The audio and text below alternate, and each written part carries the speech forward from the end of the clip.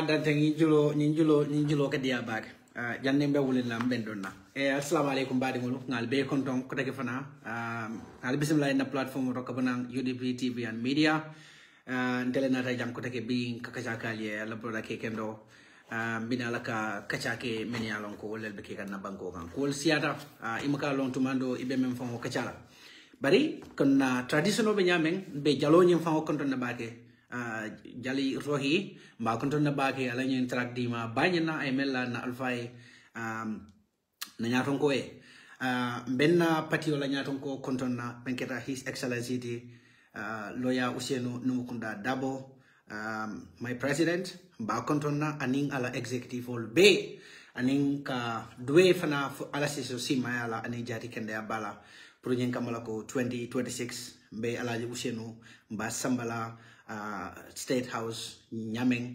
asetara jati kende akono aitara tanko bakono 2026 wato me alango abeduna State House. To my party militants mo be kontom mo be daw trending ibe Gambia le febe diaspora le zen party militants sol fananta ngi be kontom na UDP chapters meni alonko be diaspora ke rofna be kontom ke be tentu ke be jayi from the chairman Mboji Serikan aning ala deputy Mafode Cham kalbe kontong alla lonyala UDP diaspora la nyatunga ya koto to be guiding us in this way. So kalbe kontong aning ka chaptal fana be kontong na musu kafolu min yalon ko be suokono anin na fundinge kafolu kal be konton killing kafali ko ala baraka katre fayo manjam fakotenke kambulolta ke city anin kan tewolta ke city kan effort nyinta kala fa pro nyin kamala 2026 be banko nyin ba tankala nyamen masiba molu anin masibo bulokono anin sentano bulokono bawon na banko be tembo mento abe wolato bari be ntengina lan collectol fanan ni melbe do ko la the same platform sana jaaju jaray sane hadi demba ba sahil samate lamin samate kalbe konton jigi sane wol kalbe konton bayo sonko jaray fainke jaray sane kalbe konton killing altola ngam moment of maimuna sise ngal be konton kew albela aninda ke ba men kita fode jawlati nga fanan konton cause fode is the head of this platform so what we waiting haklo kama bawo alfalo me alon ko mashallah fode kay mom mi roben babulo ko mashallah a very principled person me alon ko to nyani ngana tam ko mo nyako ne jibe so fode senior be konton na bage be tentula bari adondi le kankuralo do mani ne be jankunu nga fu janne men kata UDP la 2025 UDP diaspora la 2025 Congress day the entire diaspora be Congress of Mekala 2025 last year aliya kalam tal ko mon ko ngake Spain 2025 August 1st and 2nd abitakala Seattle United States so asubil fele funtinta asubi sifa fula beje ning aliye na promotional video jibe albe jalal itata UDP TV media I guess ni itata UDP la platform to ibe asubil taragele ibe video jela asubil la price mo melody so we encouraging everybody hanning ayata nunko iman la fikata congress do waleti la congress do yakata ye asubi nyin sang isa dunnole ite la fraka du wat le sa dunnol but man kuma da wolum asubi nyin sangoti ni asang kodi we generate lagi abita pati wala kan and that is going to be used for 2026 presidential campaigns and other logistics in being alon nyame so pati nying na flol ka balonde so nying fanang asubi nyin pruka sang pati o mako yola mo pati o fasalo mbadi ngolu alingata nganna topiko jibe nga momento safeje wala mo Ahmed MK Bat ngafo jama ka fo meye Amadou Ba mang politician de banko kan meng malo doyata katambi Amadou Ba la mang politician o janna banko kan mem biro sutiyata katambi Amadou Ba ning ate kuwol je ani simala kana moro batang yesele ni na woto mam moje bankang me yalon ko amiro sutira entambita Amadou Ba bawo ni Amadou Ba manya jibe isa mira no tumando fo anyamata fo anyamama inimbara ibe nyaadi e kan we jiri na fo no ndela jannamba batanga nabol mo adjust Okay, saya la voice na clearly. Ila to go continue after contribute phone. Yes. So be damen to fokan wala mo Amadou Bati. Amadou Bante malum fanya la mata ban fo paranoid le ma ban kabri nyin report o nyim funtinta. Nga kankularo mem moy wala mo akay bekama area council la samon. Pour kade danko wala revenue sources kata ka waitanda. Sometimes you get more in Kale, Barola Masakunda, Foyna Mata. Molke la Namo Jo Nunia, Yunibe Mola Kodota, Babetina, Gambian or Mulmakal on Nakodoka development Bokake, the loan sold ala, Ibe loan sold ala on our names. Will loan sold Bejola Yaming, Mamira or Formula. But it's local governments, will nada, Brigama Area Council in this case. Will Bela Kodota, Bela Kulta, Baka, Ibe Banco Ibado Kuka. Ahmad Baka funding kaitan di mola ko Brigama Area Council manyan naka dok woke Gambia Bangkoka. Imanyan literally Brigama Area Council man rest of dok woke because ibe magnificent dok wo nyimenge kang under the leadership of na fair balo julaman na fair chairman Youngs Dabo. Ahmad Baka funding kaka wala fanga. But you know what wandifa kabirin si rangan yung ko nyin mira. Yalo na men na rang ko no. Nyin skandalo nyimem fundinta. In my view ilafta ka mol distrago la pour ka mol hakilo be bon scandalo kan ko mon ko ka kenya men usually so pour ka mol la mind be bon scandalo nyin kan then mol ya focus Brikama area council because they know that whenever they touch Yankuba Dabo the entire nation will shake ngine mo na mi roti ngine mi nan ko na mi rota ko but is able ine mol nyoko no den ngadum ka Yes, thank you very much. Thank you. Of course, Kandalo Nyumbo Mala the Tamino La Moma. But let me just go back to join you. This in the Yalam BAC no problem. A misinformation start BAC revenue mental lignum. Revenue Jamaica lignum dame wala nyintiko property mbe tonya funyo niko West Coast region. Property jelle bor melon ko la value especially melon ko atara fa lo fa pare la value des $500,000 na man so in revenue collector when they go to collect regardless of their value they will come back and pay 100 and man for 50 because ningaron ko property be bula man develop comment la value eka wala mala taxed so nyulu nada afo contradiction on nyimbe dame wala nyiniko local government act somebody council la pour la revenue social moment ya be kisi but masakunda nyantale every 5 years yeta ye revenue source revenue property member be council bulu ye muta ye be assess nyanta assessment official di legal baro government be kan yineke adun tonya ya jame fana fon ya ke bara stop I think the last one was about 2000 early 2000s so as a result Brikama area council kodo buka sodo kodo men ka sodo abe kala banyul lebu collector lebu ni tarete ke kendo yela korda jelor yala ko dise 2 million korda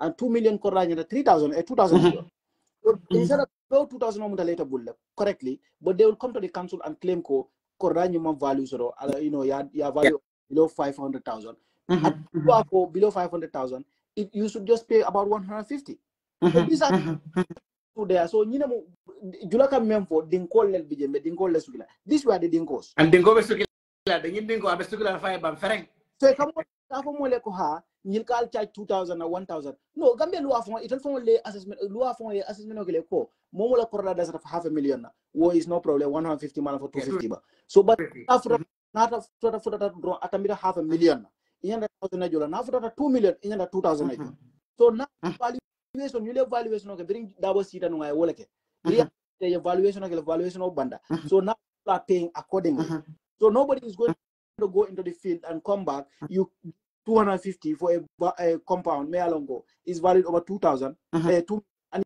year 2000 collected this is what stopped and the revenue is coming and look at what they did they said this year we will give Kabri last year economic to give every single member ward ward councillors one of them $500,000 one last year you $500,000 this year 1 million because revenue sources will expand this is cool this is not magic so it will not have a misinformation or spread led by initially unfortunately mondo ayalo recitol menu bondi mu kena kenza recitol I recitol bondi with 200 something guy mu kena kenza recitol di called out $500,000 but for that that fa develop how can you pay 250 for that as a bokulta because after all ko amantra to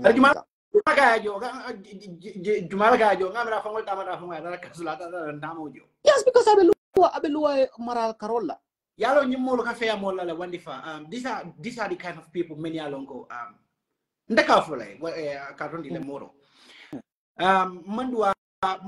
mandua ngake dekketo bante ni ngeta mansadi billahi modol beje wala kudo beje hoto fulanjanna nimmo fulo ya fongo sumanda fulanjama fongo sumanda so probably second time keda win no because jama bolo nyama tinyaro ni ko be namo ni la funda motima pour ka tinya kaka kole ala kelobe ka ngina sab kelobe siaren na sinio kam yangs damo Brikama nyulu nyaton kol fogol kono momem bela domorobe Brikama area council asiata la moro asiata bake ya batale but thanks to yangs dabo kabringa nata campaign promise is a very important thing. Ndenga longo yangs double la personality be nyamen. Just as you know, yangs the campaign promise okala amala every single effort in try ka jeko mungo what campaign promise ni we fulfill. And that is exactly what he did. Yeah. Tinya Robert Dowdra ni kodo na be sotola na sotola ay muru West Coast ngolka. Kodo nasutura. Muru West Coast Ngol kam Kadaman Sulala. Well, Asabu, he is not greedy. Now greedy than youngster would have also kept quiet on these sources. I claim Komungo, the same thing, remember Kagan Silvo Afongoto, Bolabekala, and he tried to, fill some of the gaps, may along information over Likla Yaming, even if a commission comes like later, information over Likla Yaming just to stop those areas here. But youngster is so upright. Kaja Komungo, Kansula Kodo, may along Kakasoto. Wafrila bulokono kodo mi alon kaka soto nama jolal bulokono mini alon ko koda tiolo mo ken kasentiyo lomba business tiyo lomba akodo nyin ay murung West Coast ko ka wala sabon from Foni to Senegambia council bege they are all benefiting heavily kaje ko mon ko ila what solely develop namo benka collect from their wards, let it go back to the wards. Do ka fo ko mon ko Senegambia ila youth football from tournament, they used to struggle a lot, and one would have told Senegambia more industrial area maybe one tourist be fangala, but they found it difficult to sponsor no. But now with these things happening, ni yela kodolta what's all from kasi if I'm la mol kasi ya decide kodo ni bedu na development to malel kono bedu na development funding kel also I enjoyed become area council like in transformation funding I enjoyed it. The social centers have been recreated, remodified. Kaje ko mungu wolfa nambe na mo lege la kama area council ya Allah do be community ya 1 million men di word so phone card decided for you. Exactly. They came up things many along council could have not even prepared those things for them. Exactly. So what's all left from the be decided for literally council card make sure ya monitor kodo nyin I use judiciously. I don't go no member community the file. But like Yankuba located Bakele, I been the council of family along they are mature handmade along Komoke mantra apart. They are mature. Go if you testimony you will hardly hear an FPRC member praising a UDP leadership. Yeah. But that is a different case when it comes to Yankubala case. You've seen how he's been welcomed even in Kanilai. Even in Kanilai. Like last time and I was really surprised at how he was welcomed in Kanilai. Yeah. Wobeka mate and the wonderful wala munyenje komongo as a leader. Ning iba molu nyato you try to act member suffering kaito bala bao woman can problem moti ka fesa kaito bala but now to act according to that wolka can problem moti but now to have a leader may along is going to act as actual dictate on the paper. That is the lucky part. Become area council method now on the young now. And I can tell you, these people are so desperate to destabilize demand, but it's not going to happen. Yankuba is never going to stand alone. Yeah. He is never going to stand alone because West Coast Dingolialo and the Komeye, the first time. No feeling no metale, Kafundi and West Coast Dingol Filindi, Kaitandi La Kokodi Mukasodo Lejang. This is what has been happening for the past 30 years.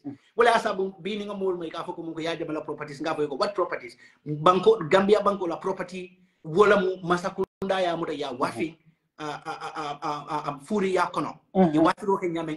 But among the property darati Gambia Masakunda property lump. Because imagine become area council can tax nil members. Testimony from Italy. These are some of the money may alongo. Yadame will just call the governor or the chairman, come on go bring me $4 million. And the chairman will give him $4 million. Exactly. These are some of the things many are happening. So Barola Masakunda thinking that Yakuba is going to dance with their tune because that is what I believe Silvo Songo has been doing. And Ning Ayatanunko West Coast Songo yes Silvo Songo Bulanum Katambita. Walando Yakato di Womo Furumala Womo Furumolano. This is what is going to happen. Taxing members of the Brigama area council, Badun and people are political because look at what is happening in Wandifa. Baro is borrowing millions and millions of Gambian foreign currencies on our behalf. Yeah,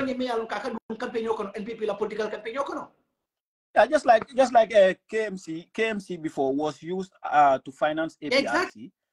Where is the common knowledge? If you listen to the previous interview of Talib, about I think on many questions, even what women told nada, within the premises itself, not even outside, within the premises, there are things there. Yes, sir. Who own those canteens? Jumaleko authorized. Yeah, understand. And I think we can all remember Yankuba Koli was Alamaka Farni Fukilai was the campaign manager of APRC while he was serving. Exactly. So the funding of APRC was literally coming from KMC. Yeah. Every activity APRC can within KMC is being sponsored by the Canterbury Municipal Council. It's been sponsored. So what last about like Wandifa, this is another part. Me along like I was really irritated yesterday. Kabringa commotion holiday. You see, people many along they even failed to acknowledge Jamela atrocities against the victims. You see them try to bring down this guy simply because of your property mentioned that they claim to be Jamel's properties. Yeah. I know. These people are they really okay? So you know it's all concerned be moment interest. Whatever do not interest them is not gonna work. And what the Gambians Mojama Bigeni APRC will never go along. You know why? Until APRC realized they've made the great mistakes. Jammeh did great mistakes and they realized that and apologized to Gambians. Hanima apology because at the end of the day, people don't even need their apology. But let them accept that fact and start provoking people, especially the victims. But when you talk about the men in Ekijambi, these are the people many along they go to the media and they start talking, shouting as if they can bring down this guy.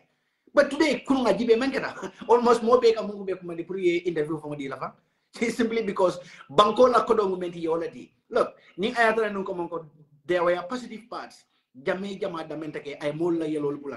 would have been different. Of course, things would have been different. Yeah. Things would have been very, very different. But it expect all the atrocities and the way and the manner Jammeh power you live Nyame. You expect Gambians to, forget easily and Jammeh, I bank apology. No. Yeah. All this fight against the elites has to continue no matter what. Let the chips fall where it may. Because even now, there is a lot going on in that country that is left unaddressed when it comes to properties. If you listen to one of the interviews, let me reference him again, Talib, he made mention of the fact that they are occupying a premises that it'll form a document also. The properties belonging to KMC, they don't have the document. But I know it is going to be a similar or the same thing in Birkam. Yeah. So why is it that in government la property so because why I'm saying this in relation to Jamela property so a lot of things are coming. Bira bota jela ngalon ko nyim property Jamal Beba. Problem which we are going to discuss maybe in detail later in this program. But Munana Masakunda still now they are not able to solve this land issue. Land reform for the market. KMC malum legally tamu okay, but some of them they don't know to what extent and they don't give them documentation on anything. BSC the same thing. So why is this the case? Why is it the case that the Gambia government still now land and this asset is address no public assets? So we may is being maintained by the public. It's being utilized by the public. Muna neta o documento di nola, ita documento produce nola. Kavo dronko masalta muno what the document be there, clarity has to be there. Imagine problem ka uli West Coast, that Yamato governor na ulta akara BS bring what was the name again? Manela la mol nate fengol boy. Ya understand? Ya konyo makeshift canting law. Eko musole in the meantime, ya understand? Janibe canting law. This came up among authorities or because you know why they do the PSD does not have documentation. That's what the law can do. The law will outline. The executive have to act. That's why you have the executive branch of government. They don't make so okay. So then let's go by that. They don't do it. Then you I used to say this a lot. The constitution or the local government act, I think section 128(3) they have to provide 25% of the development budget. Exactly. Yeah, exactly. The last time since they came to power, and before Yankuba, other chairman, many came to power, Kabring Wolf since 2017, Mandila, like since 2018, Kuinana Fanko Soto. Supporting subvention for the councils, yes. So Barola Masakunda Makadil, and literally, can you budget national budget National Assembly, can you budget can present National Assembly? You make a so but you ask yourself where this money is going. Yeah. But come over here land I just want to go back there. There are a lot of things. Imagine the sales of Gambia properties, the so-called Jamela properties. Name soul fundita jinyameng tells a lot about the trajectory Gambia land crisis mune asabu amasort no wandifa. You know, Mojamale wondered mune asabu people like Lamin Damudiba and Lamin Diba will to Monfundi Yonkono because they were land area, quite the local governments and land areas. And I'm very sure because we've had testimonies when Lamin Dabutiba was there, but he was able to solve a lot of land issues. We've known that. Yeah. So, like, you know that thing you maintain, you must have when the fa billahi wallahi, like, Amoka Sonia the block on Kankali Bage, Saku Bantalanante. But you must have thing solve. It is not in their interest. Ila interest bedamento. Problemo be ke kan dawta ni ya moy wol ka kela interesti ikata gele kawolano nyinta ka confiscate from kayta ni ko government property lamu at the end of the day ya tala nyotema membe mararingela ya tala nyotema mobe ye day wala asabu e ko list do ni membe ko ma ngala ila kema fo la jamala bi je ila kema fo to be yari jamala bala ya te musuru wadi ikade jamala bala sa Cuma keba ma Sinola. No ya men fa okeda. Pay nyokana wala na soma fa UDP ko wala fa na join the jang, you know, scary no careful because you know what the problem is. Really, Right. I may not agree with you on certain, yeah. Right. I may want to argue with you to convince right. because never do like it. Right. But what I'm going to accept as a victim fighter, wala you near do because somebody may along continue the baby men fight when you do nyola won't so na wala. Exactly. Yeah. UDP call if they are listening now, let's be careful. You see, there is a list coming out. Dr. Ismaila Sisela Diamodo, kununga memfo. Ako Jane Commission, wala listo wala kana finti. So what is the Jane? What was the Jane Commission entail with this? So okay, initial list of members that this one was a scam. Yeah, you know, so called in this list. Of course, one thing on the Jumala in the communal league. Now, precisely, but I mean, this was given to the NAMs. Yeah. Okay. So, yes, just to make them feel good, you know, this was just the list of assets many along within the greater Banjul area. This is not a comprehensive list. And also, it does not contain all the categories. So, the only category, me along ko, Jane Commission, authority dinu wala la puri wafi. Wala if all suffer the loose assets such as animals, such as cars and tractors. Okay. So this yenyulu wafita damento ito left and tolonga damento chodi. This is where they want to come up with the implication, and that's why I say we need to stand strong and open our eyes. Let's not never ever fight because the people that we are fighting want us to fight. Let's fight because we believe deep in core we are fighting for the righteous cause. We are fighting for the just, yeah.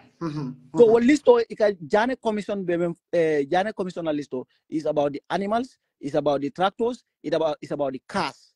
But nin bruhaha membe findita munana bruhaha findita because we knew that there were assets such as real estate, many wafi kapaleata, and many are transactional dundu. They were paid $89 million.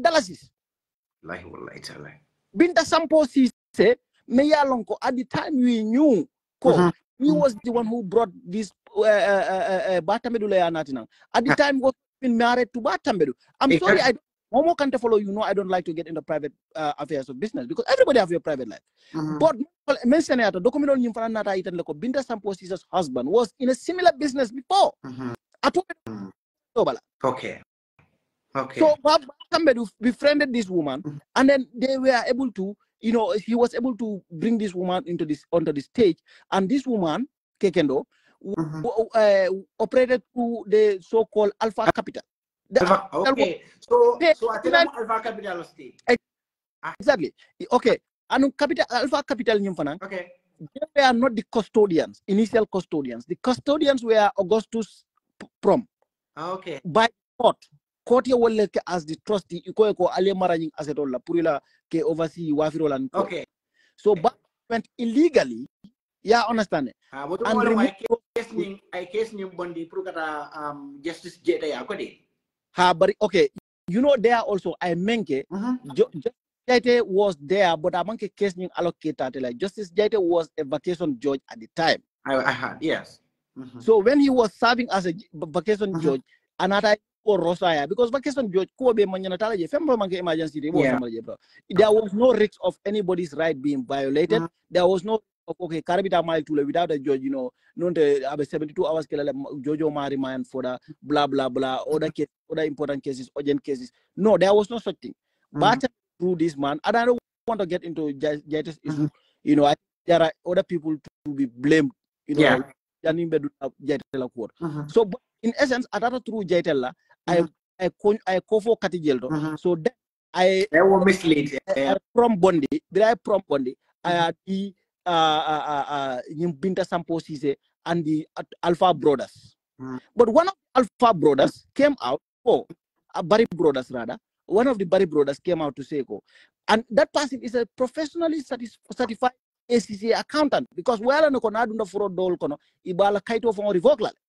Okay. Yes. Wofindi la kununga statement okay kafoko. Namanke initial 500 namira I jobang or something like that for the incorporation. Ako he never benefited a penny from that company. Okay. Who was this part? I will give you a tip here today, Kekendo. How this Alpha Capital Mayalonko was only registered 2 months after the commission started. A new company, literally. Baro a vice president Fulalabai. Dabo Ngalonko Yakumba Jetala Kuo, and other things. Yakumba Kana Yakumba Baya Balanta bring a case and decide against him. Kamfara Dabo Bay. Dabo Bijel, but Selam Gambe Bialmane Dabo Bay. Exactly. Vice President Fulado Vijay Menubay. Munane ye bay Kekendo. Ndel bukala fika tambi story nyaro de. But nsa hakilu malkachandi for de. No, wala mu moro. Iyajale ika nyulume funanteng. These are very, very, very important points.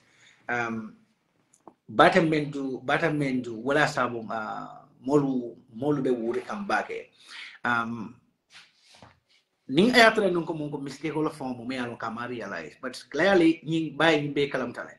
Ay nimbe kalam tale. Baro fana masakunda, one would have thought like ibe balan na bamale, but after ko baro la masakunda bolo nyama. Yalo nintene ite danding kuola. Ni be badun ning kuria kilimo nyina kono be ku kilimo nyina ke. Mtafund langa foko wande fa nyina ke ha. Bendela de funding watu me ko mol fo yalo. And no hanni mol yalo teta fola ko ko wande fa nyina ke because ni ngede to for rek ite fana bento fola. So it's better ni ede mota ko ite ede yaka. But this is very sad. This is very sad. Yala mina gereje. Sulo ya fenyo ki ole keta. Ba tambedu drame and where the ministerial commission many alonko wole marra ñu kola. No, okay, so yeah, Dr. Sisala from Comwell. Thank you, Wanifa. Can you samana? You never focus on ministerial commission all of ni afo nyama de camera nunko mongo wala sabu mo de mabe je de misleading ka jela. Yes. Ile camera nunko mongo all the ministers many people at a time. Ibere si de ñu ko ñu discuss ko di ñi mo sabolu ñi minister ñi so called ministerial commission ñi lead. So say itolle nada bale nada of all three of them. And one of the vice presidents, member man left it jam for la kuro because exactly.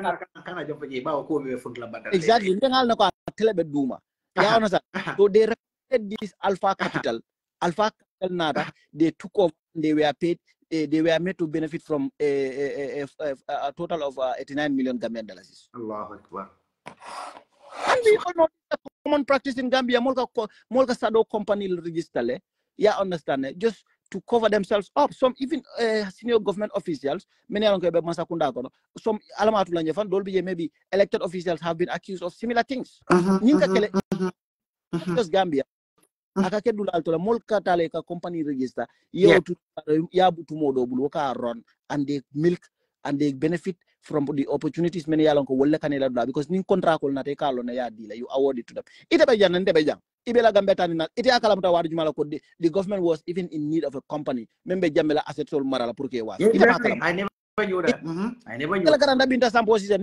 Niko company registration. It is mentioned of Bindata Kelano. Muna itamam bakalam, domam bakalam. But Binta Sampos is a kalam. But cannot defend this. The honorable thing is to come out and apologize. Yeah, and apologize to the Gambian people, probably also to return the assets. Among the sakunda kono ba Isa Fall mala dindi ngola atele Isa Fall not the elite to nyamu nyina atele Isa Fall sabana okay Barata was selection you can say it was a good one because I am more qualified on that. No, he did very good jobs. He did very good jobs. Like aside this one, Batamendu did very, very, very good jobs, really. But and that's one of the reasons Maya Sabo, the party had to endorse Batamendu Kadalani UN Fangoya because really, ni Batamendu could be like seen as one of the best ministers, justice ministers, Maya Alonko Inata. After Jamela presidency, Pruka Gambia la transitional governance ni, and in the rule of law, at least try Pruka Lundas Munika, but did extremely wonderful job and a very active justice minister also. You know, at that time, he was really, really, really, really active. But even for problemo betamento, I think honorable Timu Walati ba nade funkul fangul sayindila because nde puja mabeye many yebagasol sang kunumba fo kandole. I don't have much problems, and I don't also see that much problem. Modol begi wale bagasol sa nyama. For instance, bili ka bagasol nyita ka wanteri nyo tabulo kono. Misal fe kabari Amadou Bayala ni sol sang. Kabrayala ni sol sang. Kabrayala ni sol sang. Afoya longo ni sol manke nyendi. Ate asam. Modol mel na ni sol sang ada Amadou Bama. Those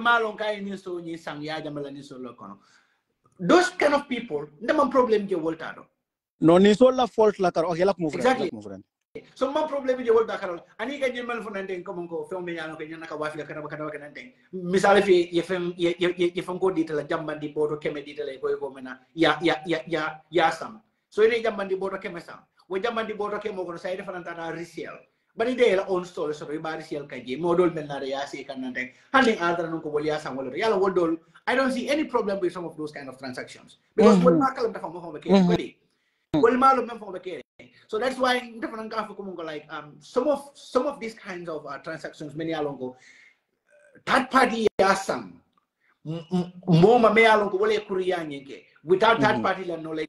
I think we should understand some of those things like because modol bige wolbe la nyinkelo nyinkono kabri nyinku nyinkumasida well they have a personal problem with most of these people many along to fundita and they want people to join them to fight against those me kuntu fa ngawo example doye modol je allegedly an la business on ya jambela connectanu so ala commission as a result of the commission ya la bank account will be free abe online aba fla alhamdulillah ba tambedu koma ba lot tambedu ma because ako bata medulati na yatala account all close ama business la bald ya understand but apparently ya asel the business ola so ya business ol yela to yala ka transactional rona ya understand so wo mari nyol dol nte bala fa ol dole because exactly okay exactly. But exactly la karola menkeda at least gambel publicly wala nyindiko because biriye kuram by one of the first things kuray men complain wala nyindiko it has an inventory of all the assets, all those cows. So when they took inventory of all of them, wafi and ni manjina and I akoya call moya call ni manjina fanga yo mari to but I don't think that's important here.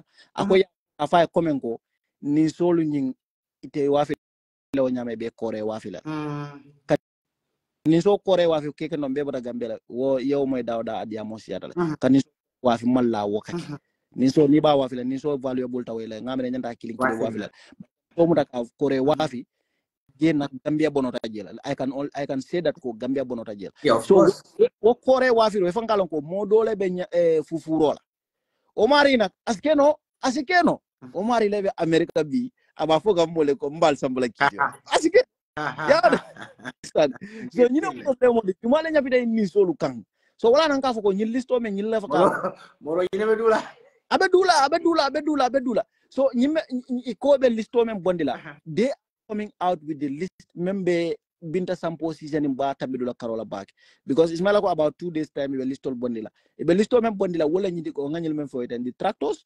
the cows and the cars so near bondi ibaje woto ibe tol jeleje iba tol dolbi je fa molbol tofla because hanay toti je ibe mo jeleje ba fa okay car is connected to car ka attention o bebe shift la dula to completely anunte in as much as I'm expecting, I don't like it because the biggest chunk of our money kodo bunga babe damento play no nga kibaro so me alonko kon ko americano do so tanu me alonko I 1.2 million is it 1.2 million euros I will pour ka play sa bay nata play no wafi inyon modoma kabalo ya sang o ma ya wafi o ma wilkima worawla things like that lafta ka nyina gambe no la ko plane la karola about $500,000 Gambia for wala jail.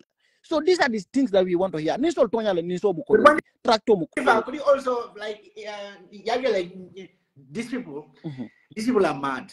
But he camera no ko Gambia no lu nyale mad. Yala you say mul fanam be fangakane. It like more attention okay do safe plano. Wala sa kunung kabering ngo post nonsense oje again sa kafo ko yepil kam area kasu kumandila. Ngalong ko directly membe kerin no. I wanted to come live but atra su ko da wakan na side dane pour kamol alat ko mongo. Let's continue talking about this issue. But ya jale bandi fani ku jama balbe fontila like thing no matter what happened. Balon na ko mongo there was a massive corruption you making enjoy moto. But the extent a better fontila no funding commission do keda after Barola presidency, people will talk, they will vomit. I support that. They will vomit, people will vomit, and they will say every single detail. Because when you go through the transactions, they look at the specific durations. And the way Jama Bala reveal.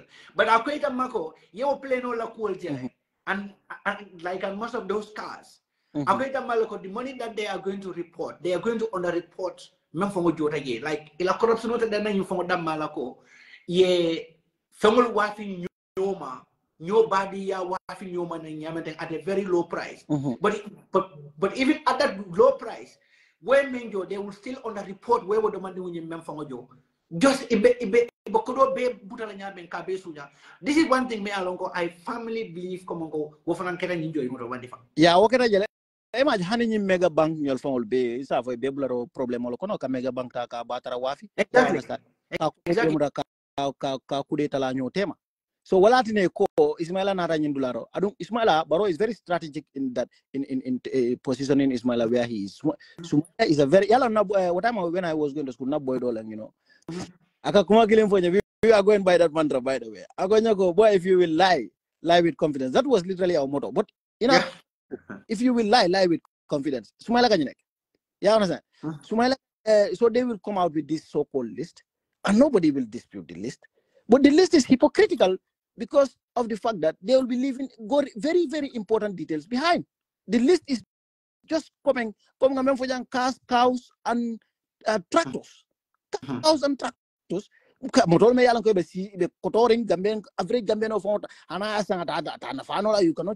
keep them because of it. You know, bagasol phone expensive. Like those are scrap cars. We'll go and they go and you know, like they washing in Neko washing just scrap metal. Exactly. You know, those are some of the things that Gambians don't need. But to be honest with you, I don't like elitism, but come many also I really don't I'm good and didn't tell them, but it's not up to me to decide. Ninga menol ko ma yam fu la fama fen entete hadani la mbafle nako okay na ma yam fal ma yam. You understand? But that's where the deals are. The tractors, yes, Tonyalam, tractors, Santale. But who was using these tractors? Yeah, Jamelabe used them for his own personal use, you know, and agriculture personalized. Yeah, literally personalized power when he was there. You understand? So now they are told, yes, Tonyalam, a little manana Italia, it will get a use contractor, a contract, it will get benefit. Most of the tractors are even sold to Senegal and is it Casamas? Most of the tractors were sold all those areas. Yeah. And at what price we want to know. Yeah, you know, it is very, very, very important. So, but near limit to the things that they gave authority to the Jane Commission to sell. So, you choose deliberately to release it to implicate the very people that they employed at the Jane Commission. Now they are trying to throw those people under the bus, but ministry from a custody sort of custody custodian auto men la or mu fema like they said the Ghana Commission, they were only permitted to sell loose assets. Loose assets. Yeah, understand. But the big chunk bedament, you are trying to distract us from that. You are trying to tell us Bata Media Menke. The Gambia government said Bata Media Menke, there was nothing illegal about what Ba did. I could not believe my ears. Sumail Alaman Tankalafo. Bata Media Menke, that was immoral. Definitely. And wrong of interest as well. Ubang ko kan tel kam fa nyawundi mo la men ka feyal ning ka batarol ke ite ka nyaay moja nata ay muso introduce altal tarale mo la bagasu ci kale adi wala obe kering wala ko banda afututa meya introduce this is the fact. This is what happened. Dia mo sera moro na battery yo askena be file na e file rek yalo ko battery yo so ben na fundo dala min ala live directly be fa go kili na ko rek ngatentem pour in case na e file yamo le talo kundu wato la isaje ni minanga na ko wato because non da ka kundu dulal de email la madam so let me do this baru nga charge 15 minutes and after nga mo nan nga continue padi wo at least 60% also la bentala 1 hour or more al fon yamo. Okay, no problem. Okay, no problem. So viewers, we apologize. Na funo be damando 6% na bolo call atondi live ni be control anytime. So be funo nyi talal nga be live ni control nga funo nyi plug nga nanan live in the next 15-20 minutes ni wande fabe mo lana janna ko reke nga nyi program nyi nga tentende place. So stand by in the next 15 minutes ala nga benjam ko reke nga nyi program nyi nga tentende place.